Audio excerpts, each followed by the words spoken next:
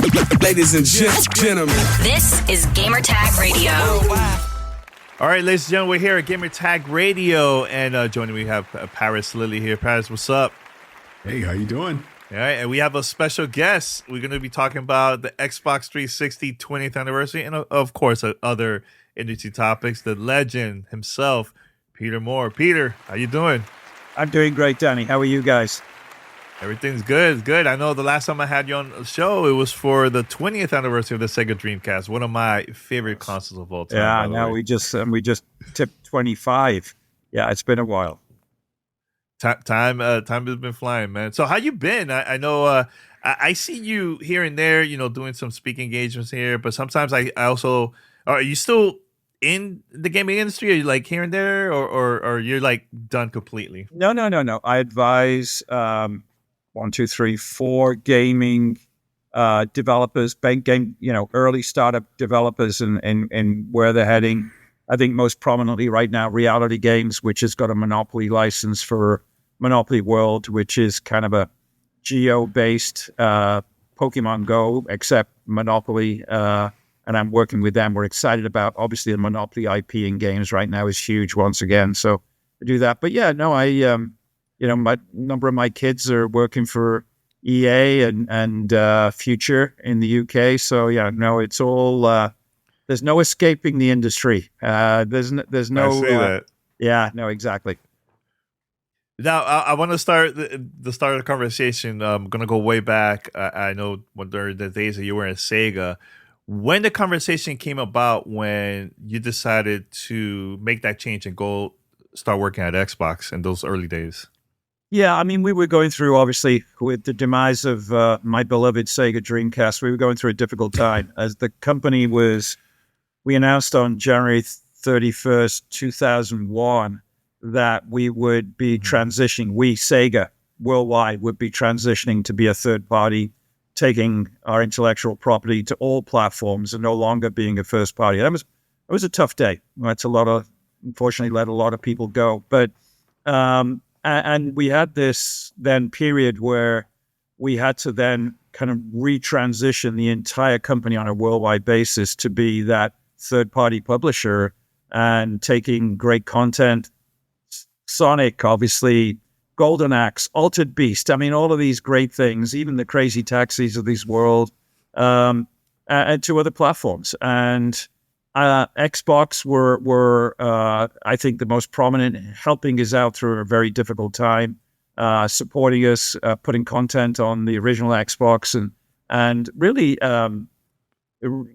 stretching out an arm of support and saying anything we can do to help you, because keeping Sega healthy and vibrant is good for the industry. Next thing I knew, Robbie Bach and I had formed a great relationship, but I got a call to head up very quietly to Seattle to have lunch with Steve Ballmer. And Steve and I kind of hit it off over an hour and a half lunch. And, he infamously said to me, look, we don't have people like you here, meaning gamers, people who can stand on stage and talk about the industry, be the front person. Robbie was really good at that. Jay Allard, you might remember as well, but just missing some pieces in the jigsaw puzzle.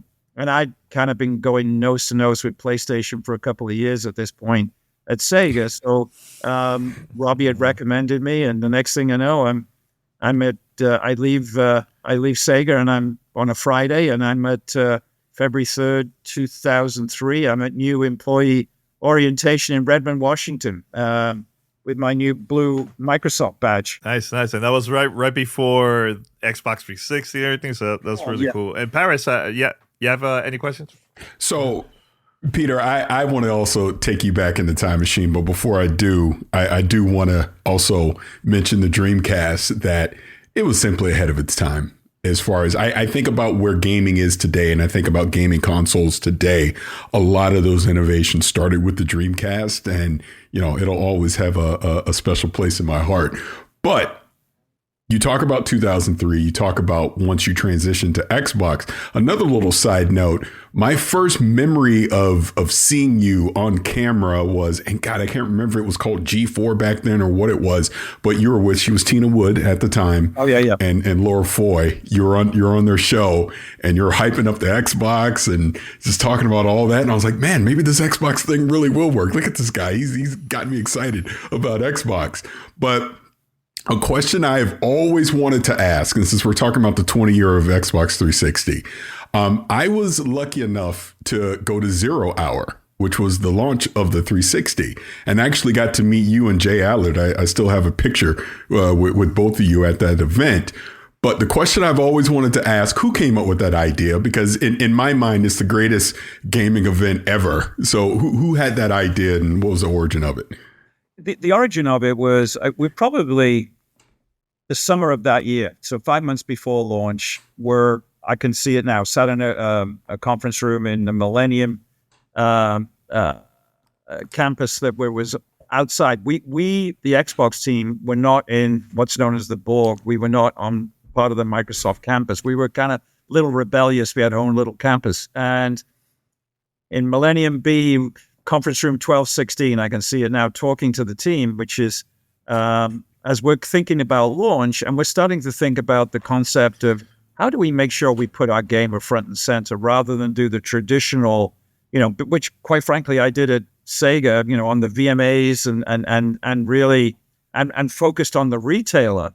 All of our efforts prior to that was on the retailers. How do we turn our efforts towards the gamer and make something special and cool, innovative that hadn't been done before? A little risky for a lot of reasons, but and we came up with this concept then of why don't we go find somewhere in the middle of nowhere, in this particular instance, Palmdale, California, and give it this kind of Area 51 vibe of mystery and what's going on here. But it was very much the concept of gamer first. And, our mantra was the Xbox 360 was a living entertainment experience powered by human energy. That was the line everybody knew. And the human energy was the gamer. It wasn't Best Buy, Walmart, Target. It was the game. Right. And so we felt we could do something different and innovative and put the gamer front and center. And 0 Hour, for those who don't know, was literally in the middle of nowhere in the Central Valley of California. There you go. There you go. Play. 0 Hour. Yeah. And it was the night of launch. And as you know, we found these massive airplane hangars and decked it all out. This fluorescent green vibe. It was very much Twilight Zone-ish. And hundreds of beanbags, hundreds of demo. Yes, the beanbags. Yes, I remember. The launch. And we pulled it together in just a few months. A lot of people had to work really hard to get it done. It hadn't been done before. Dealing with gamers, all kinds of liability issues. I'll tell you a little story that I may have told, may not have told, but first guy in line, somebody comes to me and says, he's carrying a gun. And wait. Oh my God, what? Yeah. And, stuff. We had security there. And if you recall, Paris, there was like the parking lot, people had come in RVs. And the idea was, how far away can we make this place and difficult to get to that gamers will go the extra mile to do it? But yeah, I always remember somebody coming to me and there was a line to get in and everybody got there in the afternoon, ready for midnight and what have you. And yeah, guy says, got a gun. And it was fine. He had a carry license or whatever, but we asked him nicely, don't bring the gun in there. And, imagine. Stuff that we hadn't thought about, it came together so quickly. And, but I remember everybody having a great time. Jay and I said a few words, and then of course the hangar doors opened and you can still see the photographs online of this green glow. And there were, I have them. Yep. Yeah. Hundreds. Yeah, it was amazing seeing pictures and videos on that. Yeah. It was really cool. No, it was this first movement to move away a little bit from the retailer being our primary focus and the gamer being our focus. And, that accelerated as we moved digitally into this world of where no longer was the retailer your customer, you guys were our customer. And certainly at EA, we accelerated that movement as well. But this was very much about gamer first, putting the gamer first. Yeah, I know during those days, and look, the 360 era, there were so many exclusives, so many special moments. Experience that as a fan. What was like your favorite either 360 exclusive moment where like either an announcement or a partnership with a third party? Because I would love to hear your thoughts on that from back in those days. The two that jump to mind are kind of back-to-back E3s, the announcement of Halo and everything. Yes, the tattoo. Yeah. And then the following year, it was Grand Theft Auto, and getting that franchise on the platform. Yeah, it was again, a big for deal. those who don't know, it was a PlayStation exclusive for many years, and you could see how that franchise in particular, and look at it now, was starting to drive a more mature consumer. It was starting to take full advantage of obviously the graphical power of the high definition of Xbox 360. And I think it was the stickiness of GTA. It said to gamers, we see you as mature adults. This is no longer content that you will pass through in a phase and get onto more mature things. GTA, as controversial as it obviously was at times, if anybody remembers Hot Chocolate, I think it signified a maturing of the industry, no pun intended, and put us on par with movies and music and kind of during that period or a little bit before that period, we were fighting for respect. We were the root of all evil in society, we being gaming. And, I spoke in Senate hearings in Washington, D.C. on behalf of the gaming industry to, make sure people understood this isn't some, polluting of young boys' minds. This is a legitimate entertainment medium that is interactive in nature and was about to be taking full advantage of the internet in ways even movies and music weren't. And that was that moment in time during that period.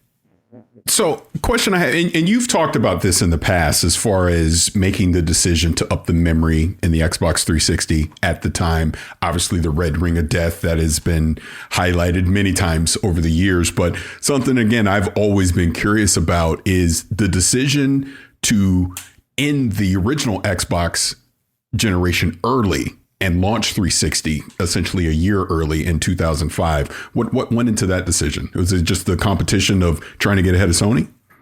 It was a combination of other issues. Look, we were losing money right, left, and center on the original Xbox. When your install base and your attach rate to the install base are so out of sync, we knew where we were going with high definition, with broadband in particular, and the legacy platform, the original Xbox, wasn't going to deliver that. And there's an inflection point. There's a law of diminishing returns in video games that if you haven't sold in enough units, and even worse, if your attach rate of software to hardware is below where you were projected, you're just hemorrhaging cash. And we were. I mean, the good news is we were Microsoft, so we could afford to hemorrhage cash, taking the long view of where we wanted to go in the industry. But at the same time, it just made no sense. We weren't bringing in gamers that we wanted, and we were very fixated on broadband being the future, and very much delivering a high definition experience. One of the first high def console that 720p 1080i. I think at that point 7.1 sound. Perhaps most importantly, delivering Xbox Live. Which the original Xbox wasn't going to be able to do for us. So it was probably a unique situation. So we're going to go out of business for a little while.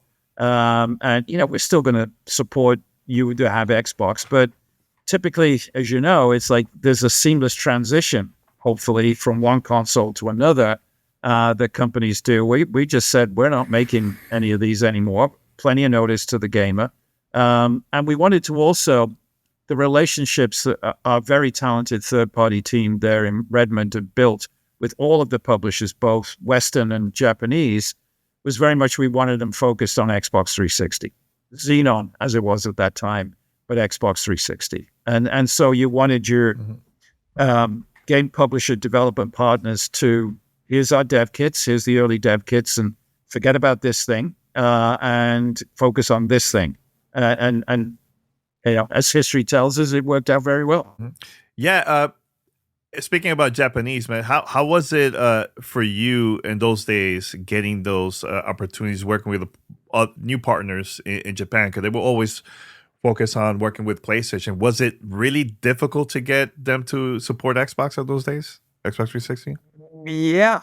I mean, look, the numbers walked in the end. Yeah, I mean, look, I'd been over there for 5 years prior at Sega, obviously, and was very aware of the Japanese market and the roots and the incredible loyalty the Japanese gamer shows to his or her gaming companies, both publishers and hardware. It was never going to be easy, but we spent a lot of time going over, sitting down with the Namcos, the Capcoms, the Konamis of this world, and laying out a vision for what we would be, particularly the world of the internet and high-speed broadband, and then laying out a longer-term vision of, bigger hard drives and having more content, and having this vision of a different business model that was less about, here's your getting whatever it is, 50,000 yen for the game, and move on to the next year.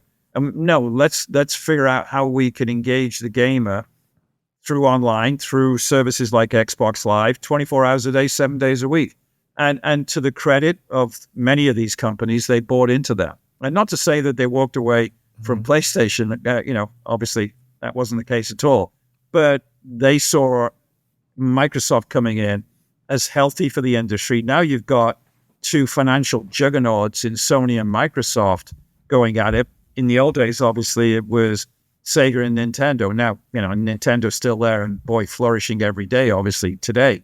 But having technology companies come in and who grasp the opportunity of the future, grasp and understand memory, broadband speeds, and build out software. I mean, PlayStation struggled at first, and that allowed us, I think, a good 12 months to 18 months lead with Xbox Live.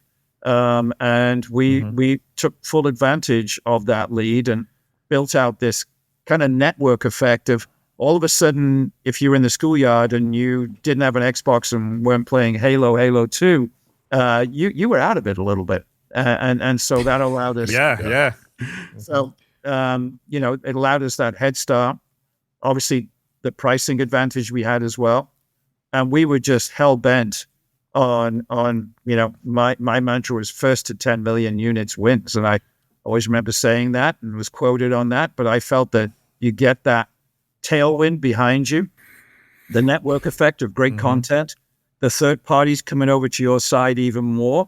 And that's what happened. I mean, look, it was a great period because both the PlayStation 3 and the Xbox 360 flourished. And when you look back now and the numbers were immense, and I think somewhere in the region of 120 million units each, sold through, which is phenomenal for the industry. And I think that the impact of that period still exists today, of bringing all of those gamers in this somewhat of a golden period for gaming. Yeah, I remember. I remember.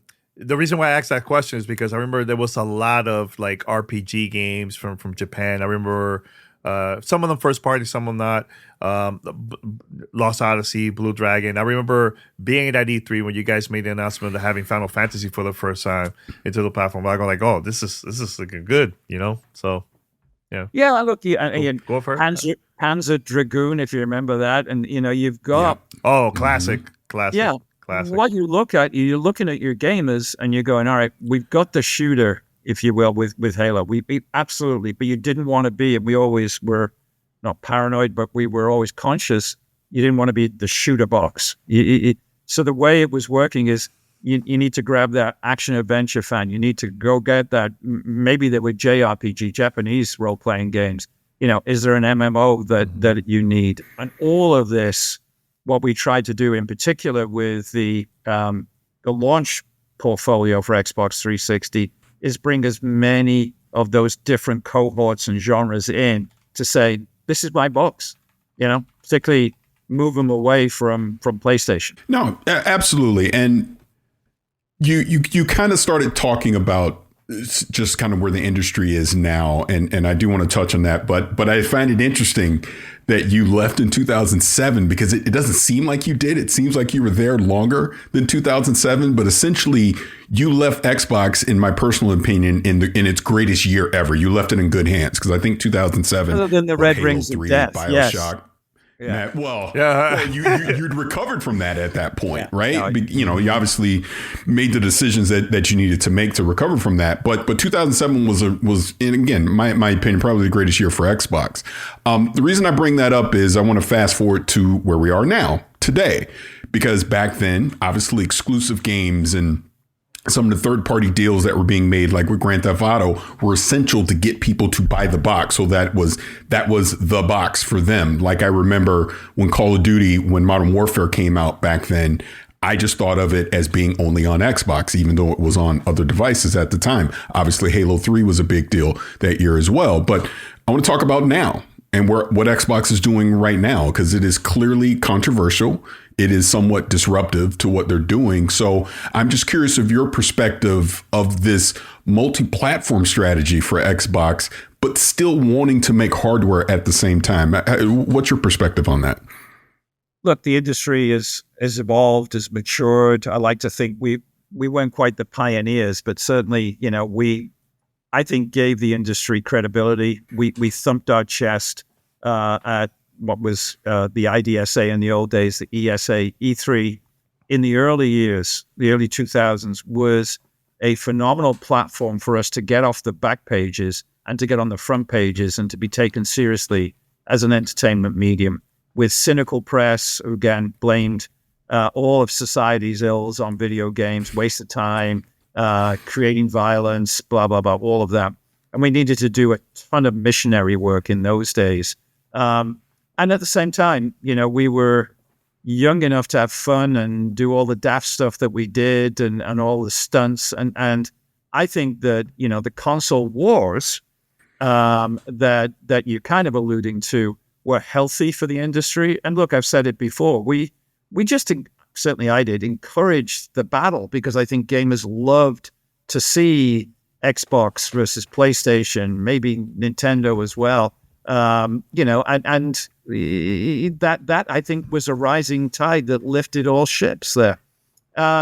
It's different today. And when you see that, look what's happened with the acquisitions or the consolidation, and what Microsoft, and I still say, if they had the choice, would they make hardware? No.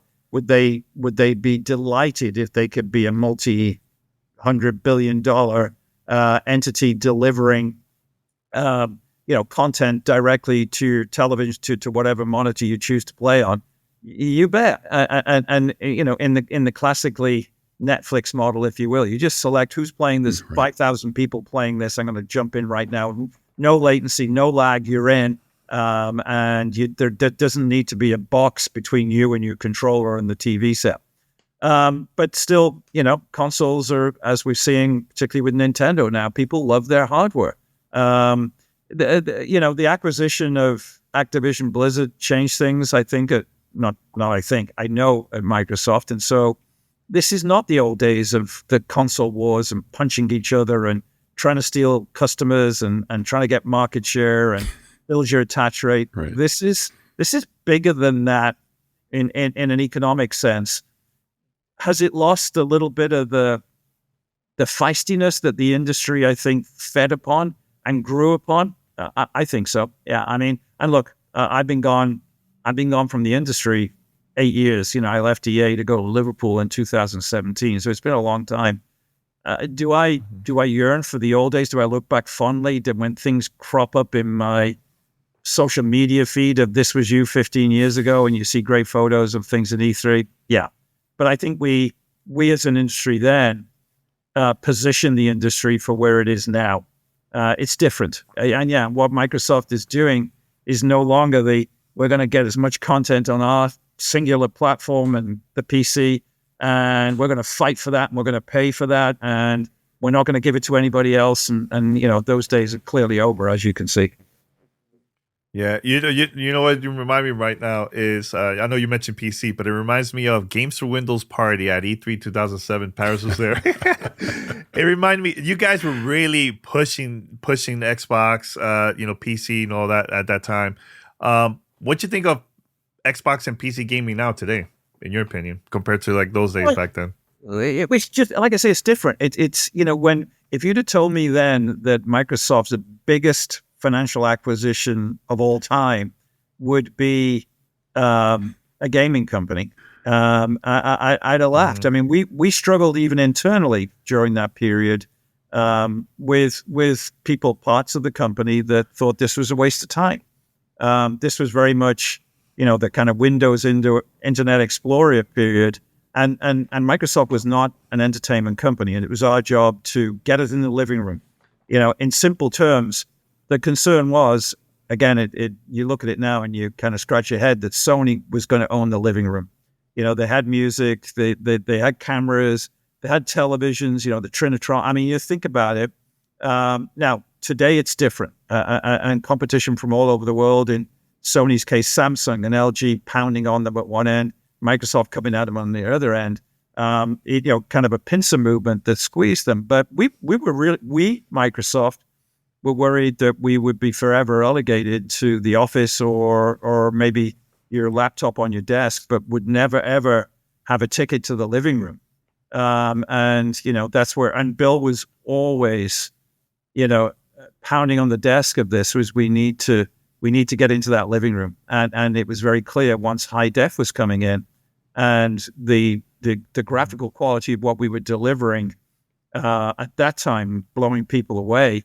When I think of Gears of War and Cameo and, again, 15, 18 years ago, whatever we are, 18 years ago, it's just, these were things, and just an example, Best Buy were calling for our demo units into the TV section because the Xbox 360 was the only device at that moment that was delivering high definition content. So they were showing off their high def TVs with games like Cameo. Gears of War would have been a little rough in the TV section, but Cameo certainly fit that bill. So yeah, I mean, look, it's a different industry. The stakes are higher, and technology continues. That ever-flowing river of technology continues to flow, and it's a different time and a different place. So different business models have evolved. And yeah, if you'd have told me that stuff that would be owned by a first party would show up on other platforms, that would be contrary to the fight that we were, battling at that time. You know what? I just remember now going to E3 05. And this is first time I got to see you. You were walking with Steven Spielberg. You were showing him Condemned and a couple other games there at the booth. I remember that. But one thing that I realized, and still to this day, I was always wondered, why in the world you guys had a Mac? Was it like a Mac PC? Was it like a Mac computer? Oh, is that okay. behind the demo of each 360 game? But it was very controversial because they were like, "Wait a minute, Microsoft and having a Mac computer there?" The dev kits, the early dev kits, and I'm going to embarrass myself. I think they were G4s. I mean, it's a long time ago, but 22 years, But yeah, they were Macs and they ran hard and hot. I remember that. Eventually we moved on to, fully contained dev kit. But yeah, in the early days, they were Macs. And I don't think we tried to hide them. We did at first, but just. I mean, it wasn't open to the public. It was like very hidden, but I think somebody saw it and that's how it went around. Yeah, if you look, the thousands of developers knew that it was running on a Mac, so it's not like a big secret, So, but yeah, those were the early. And I don't know. I'm sure I'm wrong, but I want to say it was a G4 something from Apple. Old school. All right, Paris. Yeah. I mean, really, because again, thank you, Peter, so much for taking some time to talk to us. It's clear and an honor getting to talk to you, which kind of brings me to this question, because you've talked about that era and how you look back on it fondly. And it really was the wild, wild west when I think back about that, getting into content creation back then, and just, everything was completely different to what it is today.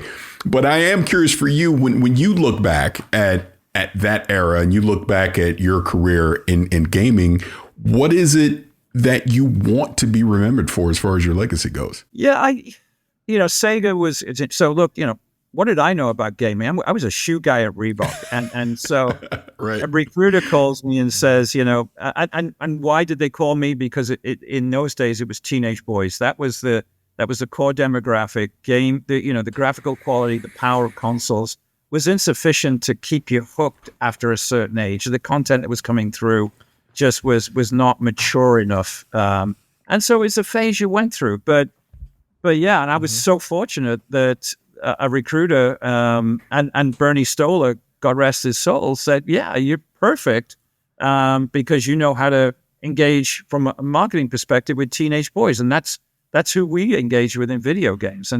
And so I look back very fondly at a little bit during that Sega period, which was the Wild West. And as I said, I appeared in the Senate hearings. Me, Strauss Zelnick, who was not in video games there, he was still in music.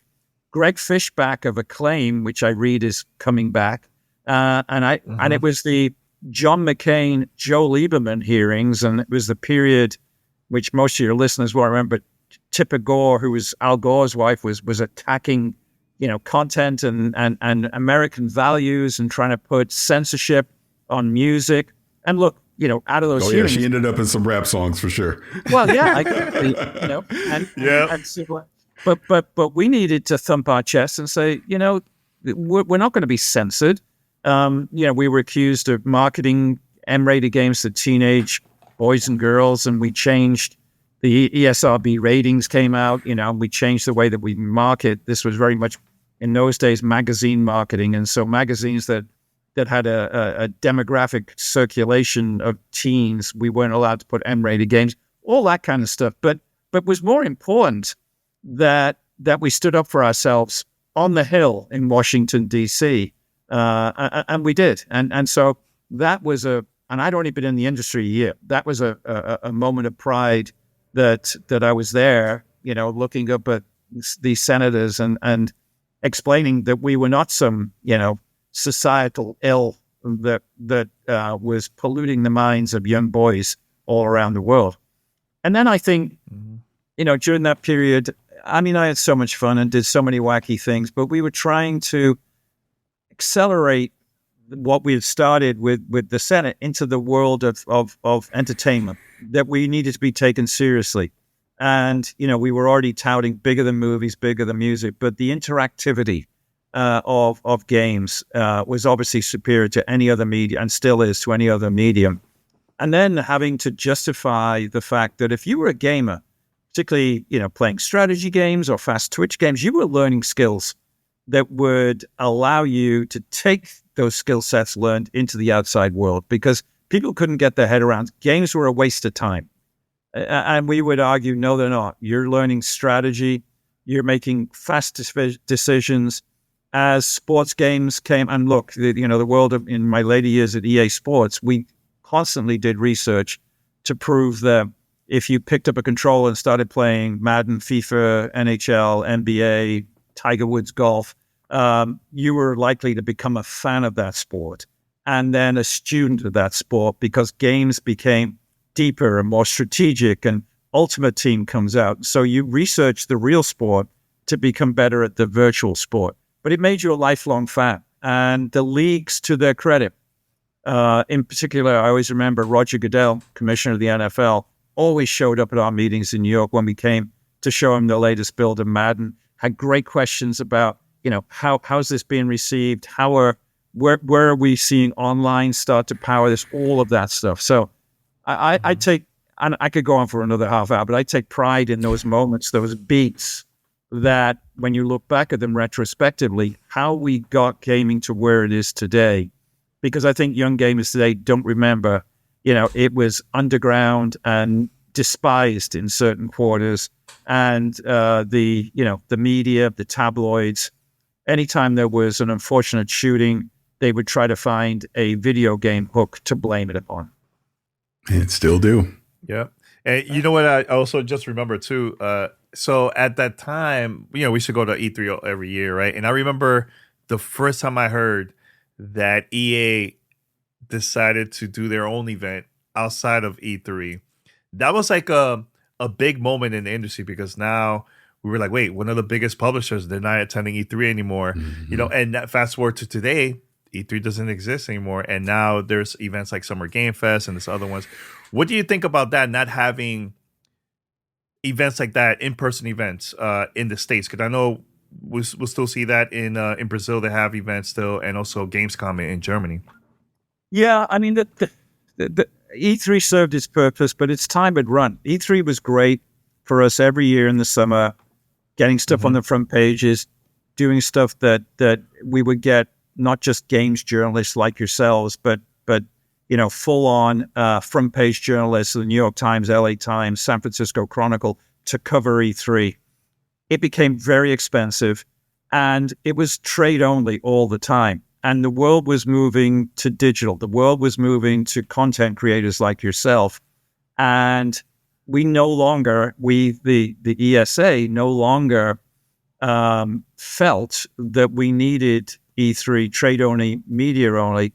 And people like Jeff Keighley doing what they were doing, Games Awards, and more content cropping up with the power of the internet, things like podcasts, and allowing people to engage in a very different way. And look, if you were EA or Xbox or Activision, you're writing, $15 million checks to be there. And could you use that money more effectively to talk to the gamer direct? Yeah. You bet.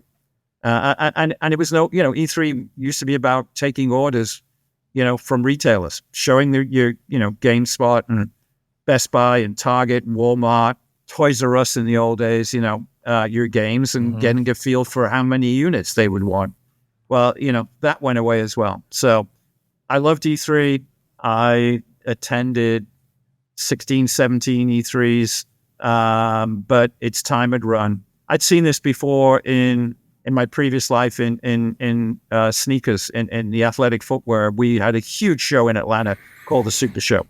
And eventually it became clear that, again, the tens of millions of dollars you were spending, you didn't need to. And, what happens then? I remember Nike pulled out. Within 30 minutes, Adidas pulled out.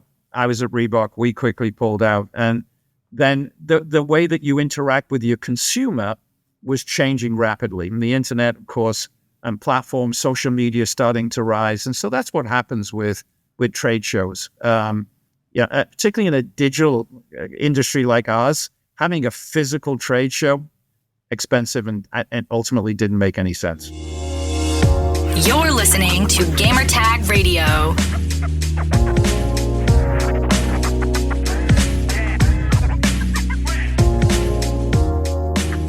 All right, we're going to continue with our interview with Peter Moore, but first let's talk about our sponsor, and that's Turtle Beach. Remember the feeling of booting up your favorite game for the first time? The late night sessions, the epic wins, the sound of a lobby filling up with friends. Gaming wasn't just something you did. It was a whole experience, and the right headset made the whole difference. Turtle Beach is bringing that feeling back with the Gen 3 Stealth 700 headset. Is stepping into the golden age of gaming all over again. Only this time, the audio is richer, the surround sound is more immersed, and the battery lasts an insane 80 hours. No more cracking mics, no more missed callouts, just pure uninterrupted gaming, exactly the way you remember, but better. For limited time only, Gamertag Radio listeners, this is for you. Get 10% of your entire order with promo code GTR at turtlebeach.com. Don't miss out and stay warm and level up your game with 10% off turtlebeach.com using promo code GTR. Like right now, we're having a great conversation with Peter Moore about the 20th anniversary of the Xbox 360. I remember those days where me playing games using different headsets, And man, the quality wasn't there. I was even missing out, listening like the enemy getting like near when I'm playing multiplayer games like Halo or Call of Duty, etc. And it is important to have a very clear headset because of the sound. Sound is so important to me. So I think this is a great opportunity for you guys to take advantage. But also, we all have that one friend, let's say, that will have a headset that seems to do the typical thing. It will die right away. I'm there talking to them, and then we're down with like a couple players left because everybody got killed. But with the Turtle Beach South 700 headset, it has an insane battery life. You don't need to worry about the battery, and also it has a quick charge that it will quick charge your headset very quick. And also one thing that I love about this too is that South 700 has the industry first crossplay dual wireless transmitter system. And for those that don't know, this means you can seamlessly switch between your consoles, PC, and also with your mobile device with just a click of a button. And it gets even better when you do that, man. So you could also listen to music and conversations while you're playing the game, etc. So really cool. Really excited to have Turtle Beach sponsoring this episode. So for a limited time, GTR listeners, go right now to turtlebeach.com for 10% off and use promo code GTR. That's promo code GTR. Don't miss out and take advantage of this special offer. We want to thank Turtle Beach for sponsoring this episode of Gamertag Radio.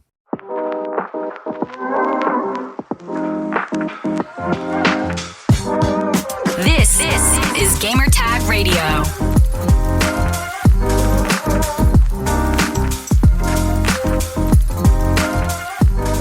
Final question from me, and before I get to the question, I just have to say this. One thing that I always respected and appreciated about you, I don't know how big of a wrestling fan you are, but when you did the Halo tattoo and then obviously the Grand Theft Auto one after that, you sold the gimmick. You never relented. You never rolled up your sleeve to show it wasn't there or not. I always respected and appreciated that. But you touched on one thing in what you're just talking about. You mentioned social media. And I, again, from your perspective, I'm very curious.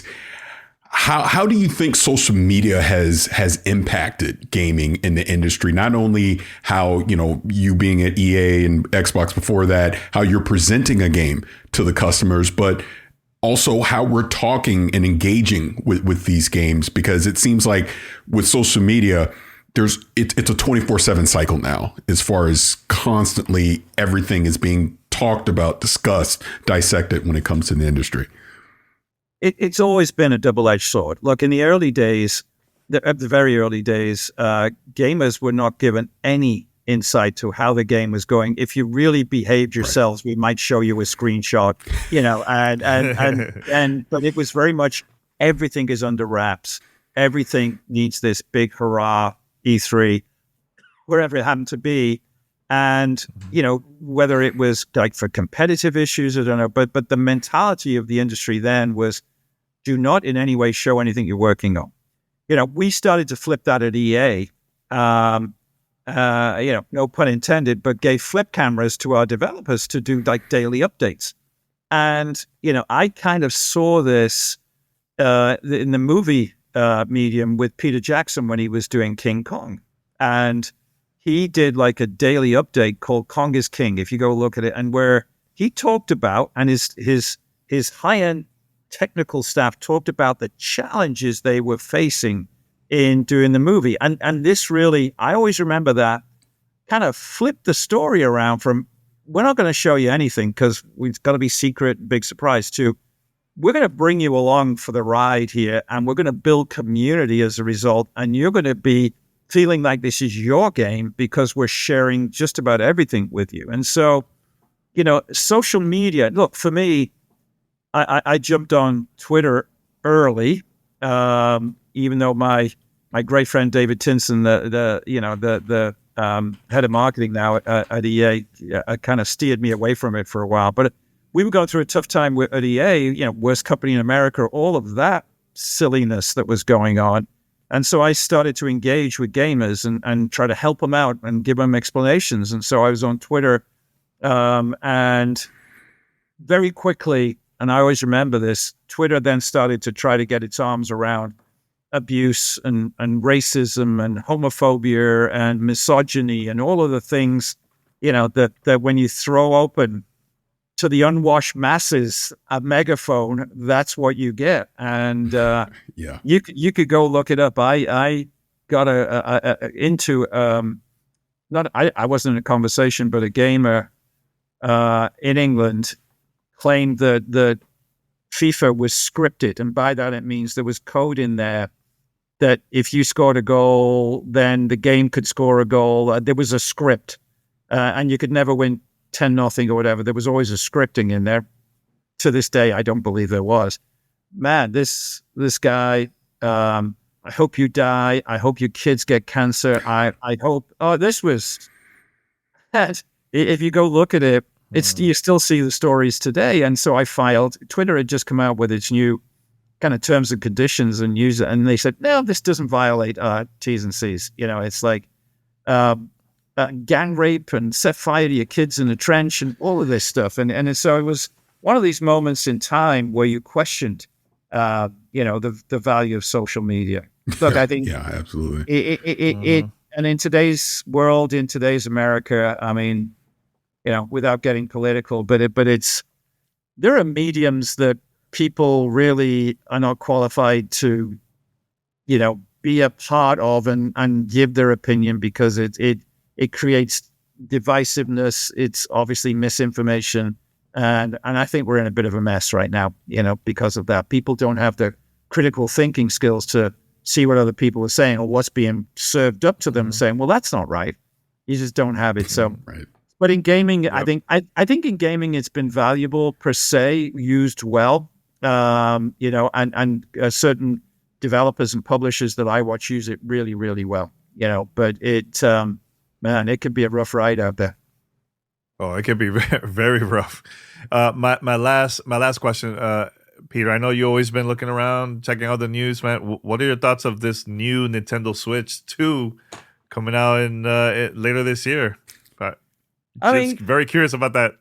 God bless them. I mean, how many times over 30 years, you ride them off GameCube. You think about it, and things that landed, things that didn't, but they stuck to their guns. They stuck to their business model. They stuck to their focus on their first parties. They stuck to it. And when the Switch came out, we're all going, wait, this piece and that piece and all of this comes together. And it was a slow burn at first, if you remember. I mean, this thing didn't explode, but it's Nintendo. They, for 30, 40 years, have captured the hearts of gamers of different generations coming through. They, have kept true to their roots. Unbelievable multi-billion-dollar IP and Mario Brothers, obviously, and you think about Zelda and all of the things that they've done. Once you've clearly, with the Switch, is it 8 years in now? I think, is that what it is? I'm trying to think. Yes, it is. Yeah. Is it the 8th year? 2017, That's a good cycle. Yeah. And then if you could now, and it's still red hot. It's not like the old days of, you're all of a sudden price points are going down. Nobody's buying the new one. There's that little bit of a 18-month period where game publishers struggle because the new consoles, even if they come out, hadn't hit a good, decent install base, and you couldn't get $59.99 or whatever it is for your games on the old consoles because people weren't buying at that level. So if Nintendo pulls this off of a seamless transfer of, down on the runway, straight up again and go, I mean, God bless them. Great for the industry. Yeah. You reminded me of something as you were talking about that. Same. Because again, I remember you when I talked about you being on with Tina and Laura way back when you were basically selling everyone of like, oh yeah, you get an Xbox and yeah, go get the Nintendo as a supplement device. And it's so funny how now that is completely flipped. Yep. Well, I mean, look, I said you could, because PlayStation 3 had come out at like $5.99. I said, you could go get yourself an Xbox 360 and whatever. You know, and a Nintendo Wii, I think it was. I'd still have like $50 in your pocket. I don't know. Those are the fun things you could do, and just, you know, have this kind of console war fun going on with each other. And I think gamers loved it, and I think it was great for the industry. Yeah, and one more thing that reminded me too, Peter, when I had you, I think we went to Xbox headquarters. I think it was 06 for Lord of the Rings game, and we did like a round table, and you were not convinced with the Wii. I remember you said something about motion control that the media picked it up right away. And we're like, wait, he's not convinced? Like, you were not convinced at that time. Yeah, I remember being at TGS Tokyo Game Show when Iwata-san pulled out the Wii from behind the podium, and I was with Robbie back. I go, "What is this?" And, you know, and look, you have no. It's so different, so new. Your first reaction is, "Well, that's just never going to work." Yeah, well, I've been wrong in a lot of things, and I was certainly wrong there. That thing, you know, and Wii Sports. You think about the things that drove it, and it did a great job for the industry in bringing the family into gaming, and in a way that was fun. People are still intimidated with a video game controller, but if it's just swinging the controller like you would a tennis racket, as it was, and just you can still remember those screenshots and that imagery of all the families having a great time. Wii Sports was amazing.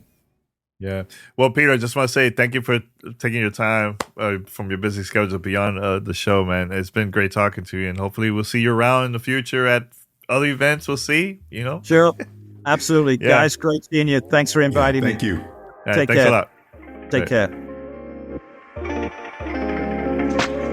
Thanks for listening to Gamertag Radio. Be sure to like us on Facebook and follow us on Twitter.